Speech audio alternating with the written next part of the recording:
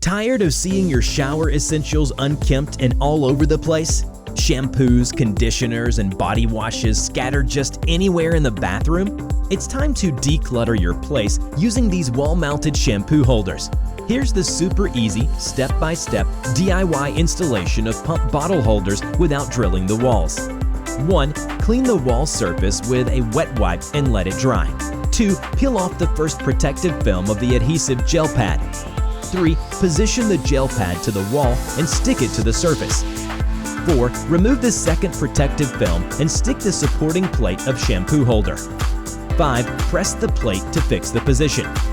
And 6. Hang the shampoo bottle firmly by locking the pump dispenser through the hole of the holder. What a stylish bathroom organizer for your shampoo pump dispenser and other bath and body products at home. Looks perfect in your bathroom or kitchen.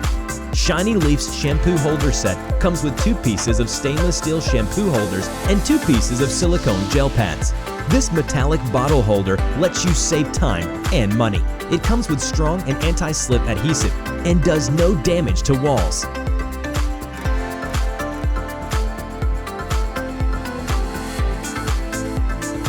Shiny Leaf. Look good. Love yourself.